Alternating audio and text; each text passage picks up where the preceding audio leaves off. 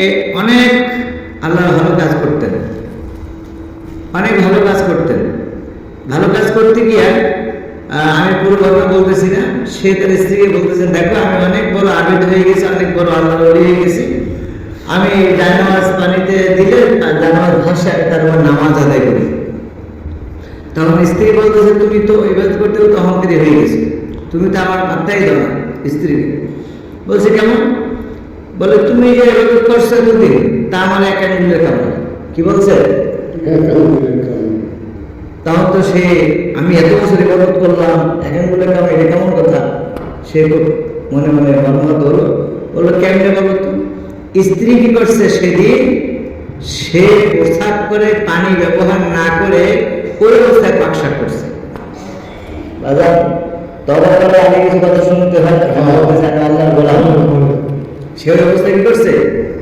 পাকশাক করছে। বলছে, ঠিক আছে আল্লাহ, আজকে তুমি গিয়া নামাজ পড়ো। সে ওই স্ত্রীর পাকশাক খাইয়া আজকে যখন গিয়া জায়নামাজ পানি দিতেছে, নিজেদের জায়নামাজে ডুবে যায়। এখন বলেন তো, অলিভার পিছনে কারণ কি? নারী।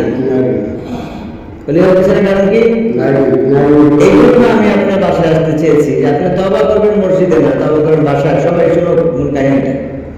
আজকে আপনার সন্তানরা যারা মাদ্রাসা করতে দিচ্ছেন, সন্তানদেরকে, সেই সন্তানকে আপনি রান্না করে খাওয়াচ্ছেন, ওর ভিতরে নুন বলবো কিভাবে? আপনি যে রান্না করতেছেন সেই রান্নাটার মধ্যে তো বিপদ দিকে আছে, ব্যয়বানা আছে। মাইন্ড করার কিছু নাই, কিন্তু সব কিন্তু আমার মায়ের মতো সত্য কথা। আমাদের স্ত্রী আছে, আছে না? আমার বোন আছে, আমার মা আছে। তাকে আমি যে ভাষায় শিখাবো, আপনাদেরকে সেই ভাষায় শিখাচ্ছি। ভাই, আপনাদের সেই কথা বলতেছি। তো এক্ষেত্রে আপনার এই করতে হবে, আপনাদেরকে সুন্দর করে আপনারা এই করতে হবে।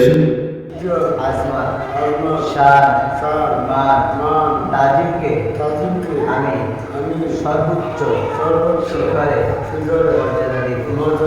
আল্লাহ